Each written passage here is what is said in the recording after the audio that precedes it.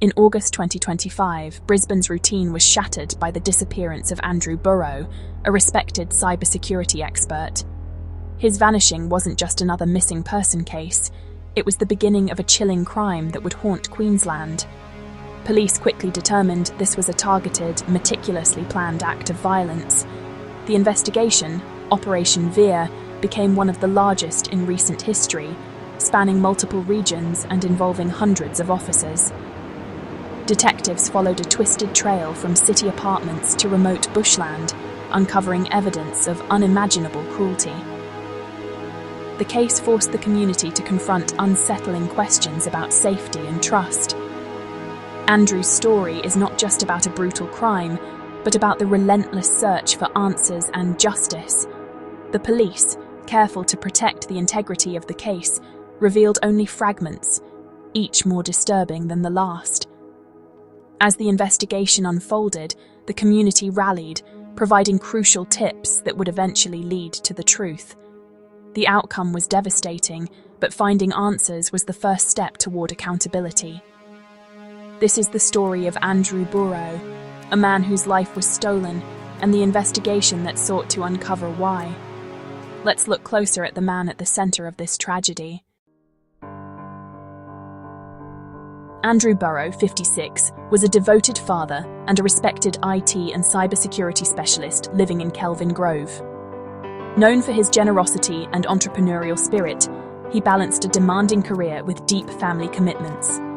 He protected digital worlds for major clients, yet couldn't be shielded from the real-world danger that found him. Friends and family insist Andrew had no criminal ties, making his targeting all the more baffling. His sudden disappearance left loved ones in shock and fear, as he was always reliable and present. The contrast between his peaceful life and the violence he suffered is what makes this case so haunting. Andrew's family wants him remembered for his kindness and contributions, not the horror of his death. Their memories fuel their pursuit of justice. Now, let's trace the timeline of the crime that changed everything. Andrew's ordeal began on August 20th, 2025, the last day he was seen at his Kelvin Grove apartment.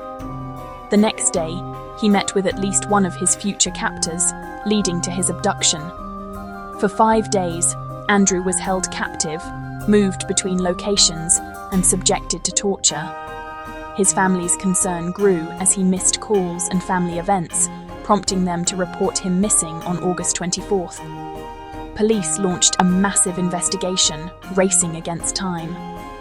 By August 25th, police believe Andrew was killed. His captors then tried to erase their crime, burning and dumping his body in remote bushland near Maidenwell. The discovery of his remains on September 3rd confirmed the family's worst fears. The timeline reveals a crime that was both brutal and methodical. Each step, from kidnapping to cover-up, was carefully orchestrated. For Andrew's family, these days were a nightmare of uncertainty and loss. The investigation now had to piece together this horrific journey. Operation Veer became a sprawling investigation, led by Detective Acting Inspector Murray O'Connell. The crime spanned 3 police regions and 5 council areas, with at least 8 major crime scenes. Locations ranged from Andrew's apartment to rural sites near Maidenwell, each holding vital clues.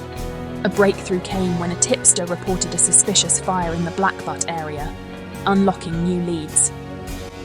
Community involvement proved crucial, guiding police through a maze of evidence.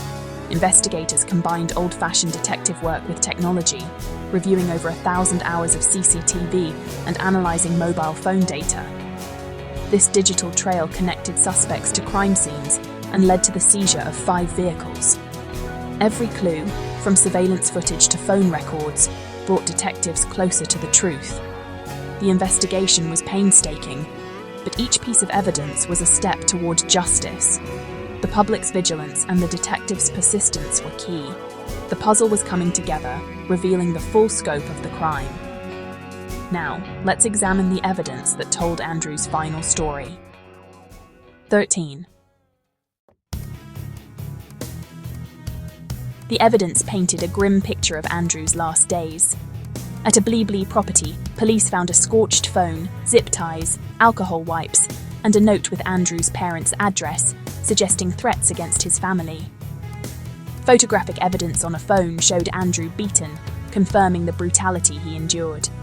A witness described seeing Andrew assaulted during a FaceTime call, providing a first-hand account of the torture. Other sites yielded a restraining chair, a wrapped firearm, and a fire pit, further attempts to destroy evidence. Each item was a silent witness to the crime. The trail ended at a remote grave near Maidenwell, where Andrew's burnt remains were found. The discovery turned a missing person case into a murder investigation. The physical evidence from 8 crime scenes created a powerful narrative of abduction, torture, and murder. The case against the suspects was growing stronger. Now the focus shifted to those accused of this horrific crime. Police arrested 3 men: Anthony Perrett, 38, a builder from Sippy Downs, Billy John Howard, 26, from North Lakes, and Gregory Snell, 57, from Burow. All face charges of murder, torture, kidnapping for ransom, extortion, and misconduct with a corpse. Police say this was a targeted attack. Andrew was specifically chosen. The motive, whether personal or financial, remains under wraps as the case heads to court. Perrett was already on bail for other violent crimes, while Howard reportedly knew Andrew personally. All 3 appeared in court, were denied bail, and remain in custody. The legal process is underway, with Operation Veer's evidence at its core. The charges reflect every stage of the crime, from abduction to the attempt to destroy evidence. For Andrew's family and the community, seeing the accused face justice is a crucial step in healing. The search for accountability continues in the courtroom. Andrew Burow's murder sent shockwaves through Queensland, leaving a community grieving and searching for answers. Detective O'Connell called the outcome devastating, but finding the truth brought some relief to Andrew's family. The family publicly thanked police and the community for their support and vital information. They asked for privacy, choosing to remember Andrew for his generosity and spirit. This case highlights the power of community involvement. One tip changed everything. Police continue to urge anyone with information to come forward, as even small details can make a difference. As the legal process unfolds, the hope for justice remains strong. Andrew's memory lives on as a devoted father, friend, and professional. The final chapter is the pursuit of truth and accountability for a life taken too soon.